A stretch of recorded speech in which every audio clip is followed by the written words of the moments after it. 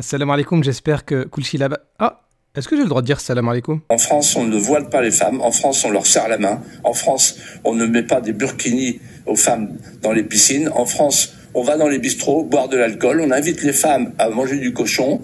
On n'est pas dans la nourriture halal. Alors, c'est vrai que ce passage-là date il y a plusieurs années. Mais malheureusement, aujourd'hui, encore en 2024, beaucoup de gens pensent exactement la même chose. Et selon eux, on n'a plus trop le choix. Entre le Coran et la France, il faut choisir. On choisit un autre passage de ce monsieur où il va encore une fois nous parler des femmes et du vin, mais là ça va être plus intéressant. La France n'a pas vocation à devenir ou à demeurer une terre d'islam.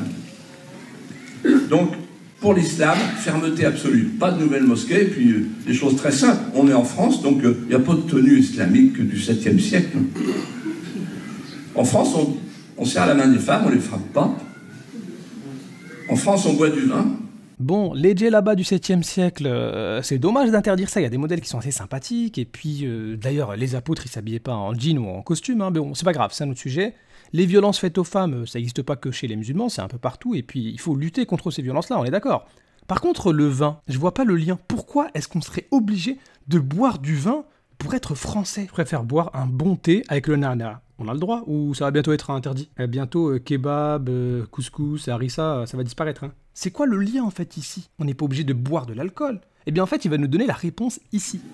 Moi j'ai été élevé par un jeune cantonnier qui venait chercher son verre d'eau de vie à 8h du matin chez moi. Ma mère lui donnait le verre d'eau de vie, puis il se penchait vers moi, puis il me disait « Je vais t'apprendre l'Ancien Testament, mon petit Philippe. » Et puis il va nous parler de Noé dans l'Ancien Testament, dans la Bible, dans la Torah, qui aurait bu du vin. Et donc le vin, ça fait partie de la tradition française, parce que c'est l'Ancien Testament. Donc c'est la France. Voilà, l'Ancien Testament, le Nouveau Testament, c'est la France, c'est notre civilisation. Ok, j'ai parfaitement compris. Pour les musulmans, il faut choisir entre le Coran et la France. Entre le Coran et la France, il faut choisir. Par contre, quand il s'agit de l'Ancien Testament, là, il n'y a pas à choisir, c'est la civilisation française. Eh ben oui, les musulmans, on est chez nous. Comment ça, les musulmans, ils sont pas français? Oui, mais c'est la Bible, c'est pas le Coran, donc c'est l'Ancien Testament. Ok, parfait, il n'y a pas de souci, admettons. Mais est-ce que vous avez déjà lu l'Ancien Testament? En France, on va dans les bistrots boire de l'alcool. On invite les femmes à manger du cochon. Alors pour le cochon, on va regarder ce que dit l'Ancien Testament. Prenons la Bible, l'Ancien Testament, livre Lévitique, chapitre 11, au verset numéro 7. Vous ne mangerez pas le porc, vous le regarderez comme impur. Donc, quand on dit qu'en France, on invite les gens à manger du cochon, et qu'en même temps, on dit... Donc c'est la France. Voilà, l'Ancien Testament, le Nouveau Testament, c'est la France, c'est notre civilisation. Donc c'est complètement incohérent de dire en France, on mange du cochon, et en même temps, la France, c'est l'Ancien Testament, le Nouveau Testament, c'est notre civilisation. Pourquoi? Parce qu'une personne qui ne veut pas manger du cochon, elle n'en mange pas. Et en plus, elle sera conforme à ce qui est dit dans l'Ancien Testament, et elle fera aussi comme Jésus, alayhi salam, qui ne mangeait pas de porc. Une autre incohérence concerne la violence faite aux femmes. On est en France, donc il n'y a pas de tenue islamique du 7e siècle. En France, on serre la main des femmes, on ne les frappe pas. Ok, très bien. Eh bien, on va prendre l'Ancien Testament et on va regarder ce que dit l'Ancien Testament sur les violences faites aux femmes. Là, on va prendre la Torah. Regardons le livre de Exode, chapitre 22, verset 18. On parle de violences faites aux femmes. Voilà, l'Ancien Testament, le Nouveau Testament, c'est la France, c'est notre civilisation. Livre Lévitique de l'Ancien Testament, chapitre numéro 21, au verset 9, on parle encore une fois des violences faites aux femmes. Et là, on parle vraiment d'une grande violence. Je vous laisse lire le passage. L'Ancien Testament, le Nouveau Testament, c'est la France, c'est notre civilisation. Livre des Nombres, chapitre 31, on nous parle encore une fois d'éliminer des femmes et des enfants. Voilà, l'Ancien Testament, le Nouveau Testament, c'est la France, c'est notre civilisation. Deutéronome, chapitre 20, au verset numéro 16, on nous parle d'éliminer tous ceux qui respirent. Et là, en plus, on parle du contexte de Jérusalem, de Gaza, etc. Voilà, l'Ancien Testament, le Nouveau Testament, c'est la France, c'est notre civilisation. 1 Samuel, chapitre 15, au verset numéro 3, c'est encore l'Ancien Testament, on nous parle d'éliminer des femmes, des enfants et des nourrissons. Donc tout ça, c'est l'Ancien Testament. Je vous ai mis les références. Et en plus, même si on regarde le contexte,